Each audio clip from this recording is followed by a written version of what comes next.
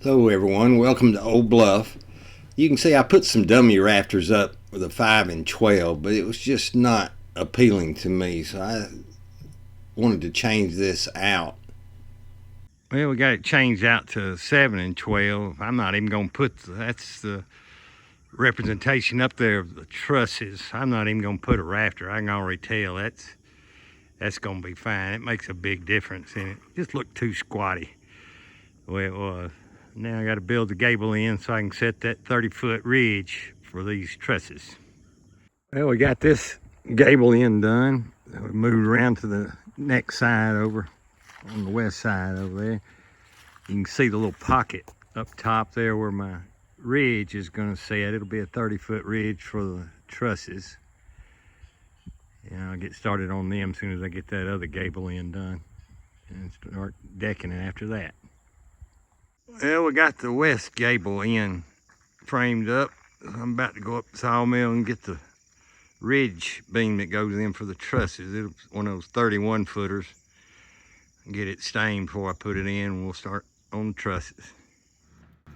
You can see Precious has got the boom pole loaded there in the grapple with my little jigamaroo rig that I made there.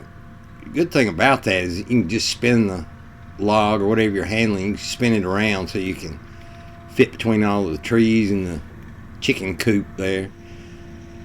All my logs I walk down just like this, tie off one end so they don't spin around so much. And it's worked out pretty good.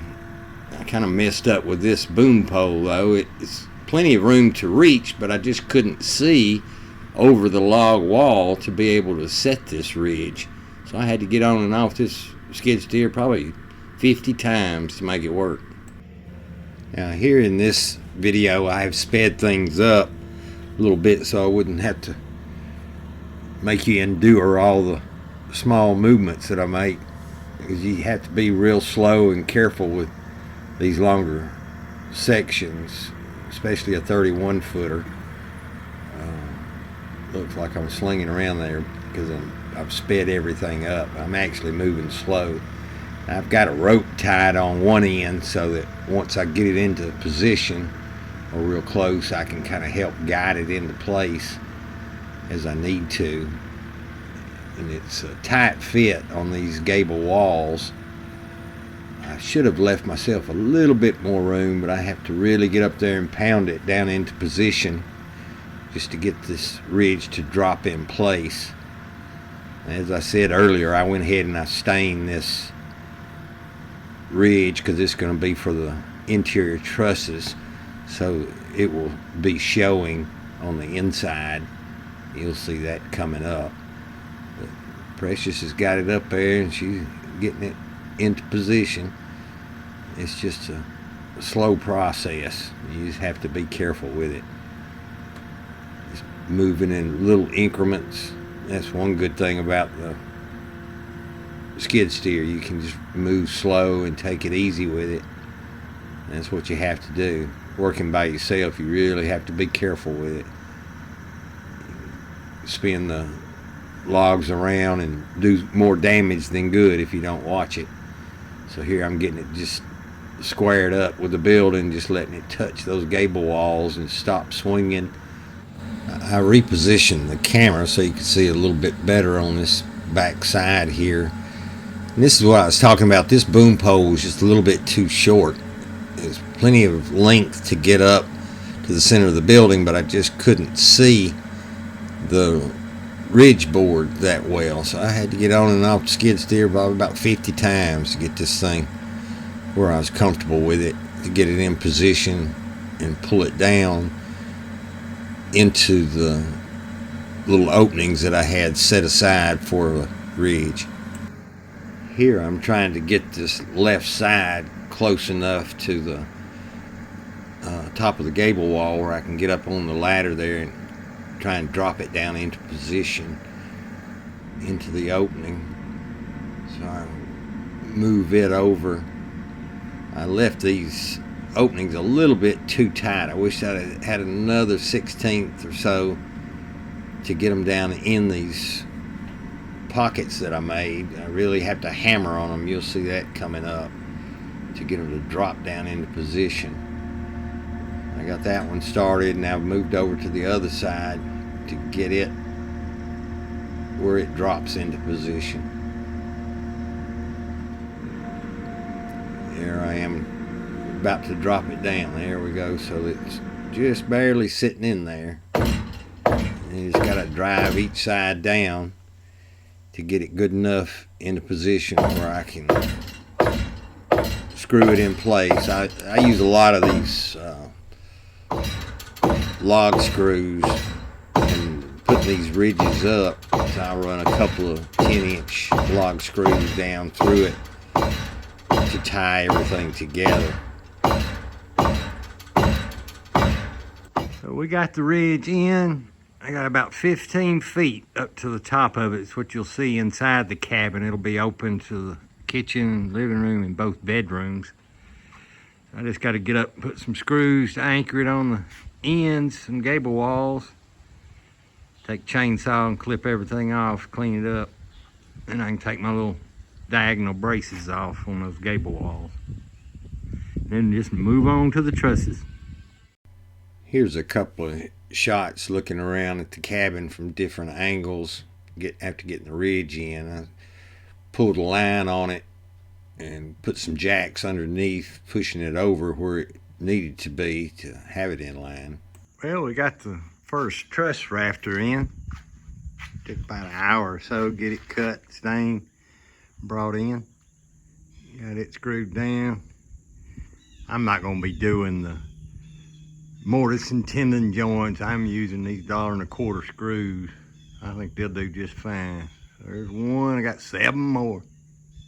You can see how we're carrying the truss rafters down. We got the jiggamaroo set up, and I've got it so that this bottom angle is just sitting level.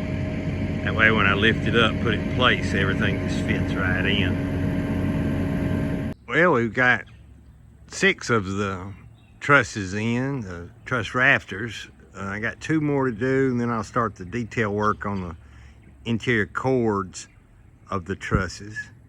And we'll start decking this rascal, get the first decking on. Well, we got all the truss rafters in, so now we'll start the innards of the trusses, get them put in, move on to decking it.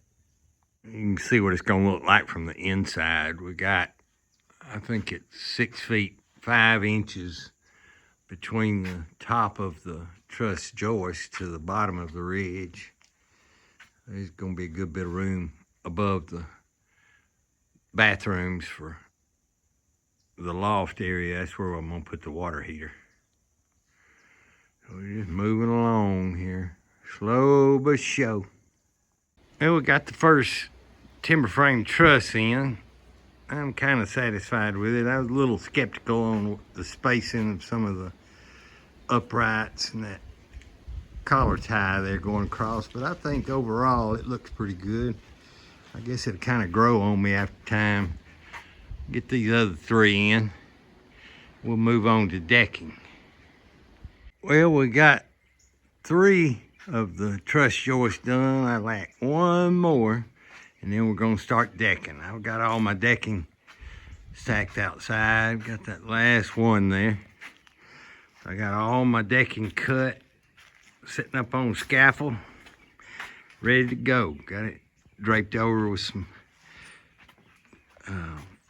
cover to keep the rain from getting on it, but I've got it all primed, painted, and ready to go. Well, here's a shot from the balcony looking through all the trusses, just give you an idea of what it looks like. So I'm gonna start decking this thing tomorrow, hopefully get it dried in this week. Keep moving. Here's a view from the outside, because once I get it decked, you won't be able to see it any longer. That's why I wanted to get those trusses done before I put the decking on, because I'd have to run lights, whatever, just to see putting them up. This is what the decking looks like about 4 hours in. I like about 5 boards, I think, being halfway finished with one side. The front of it's where I started. You can kind of see what we've got. It's a whitewash look but it still allows the grain and the knots to show through. I hope you can see that in this video. I'm satisfied with it. It's just gonna look old, like it's been around for a while, and that's kind of what I was after. Well, we got it halfway up. That's 13 courses of the 1x6s. I got about 12 and a half more. I have to leave room for the ridge up top. There's some little gaps in there. I'll caulk them at the bottom. You can see that one bad one right there, but I'll caulk it from the outside before I put the felt paper up. Get that taken care of, and one somewhere over in here, right in there. But I'm pulling them down fairly tight. But the black felt paper over the top of it will make it all look black. I like the look of it. It's just old looking, like it's been there and somebody messed it up putting it up. I guess that's me. Well, we got half the decking on. We're painting the rest of it up at the Sawmill to bring it down, probably start it tomorrow. But that's it for these ceiling boards. I just got a coat of Kills 50/50 with water, and then one coat of sand and sealer, and that's all I'm putting on it. I just want it to look old. So we got half of it done. About to put the felt paper on. Well, I'm on the last little piece of the decking material going on. I thought I'd just show that. Show what it looks like from up here on top. Got it all decked. These are 1x6s. Got the felt on, just waiting to get this last piece on. I'll put the last piece of felt on. Got it all done. Then we'll start the conventional rafters. You can see how the ridge is up here, sitting here, ready to nail the rafters on. I wanted to show, I've been using a Pergo strap for pulling down the laminate flooring. I'll hook it on and pull down to close up my joints before I nail it. I've got a strap here. That's the way these little pull units come. That's real long, so I think I can probably make the whole stretch about 12 and a half feet up through here. I just wanted to show that. Well, here's the inside look. Got this ceiling done, decking for the trusses. Everything's turned out pretty good, and you can see my color that I've got on the wood. It's just a whitewash with a clear coat on top of it. I like that nastiness. This is kind of what I was going for.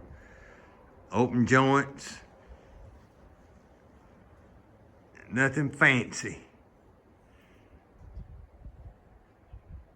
Here you can see I've got the ridge in, and these are the lookouts that I had left over. I talked about in the previous video, but I changed my mind on these barge rafters, these end rafters out here. I'm going to go with a 3x6 since I'm doing 24-inch overhang. I wanted something a little more substantial that's not going to bow down, so I trimmed my ridge back. You can see I've got a little ledge piece sitting up there, and that way I can throw the 3x6 up there, cut the bird's mouth, and it sits right here, and I can square it up down at this bottom end, because that's where it's going to be squared up. So I've got to be right at the ridge and square everything up down here at the bottom for metal.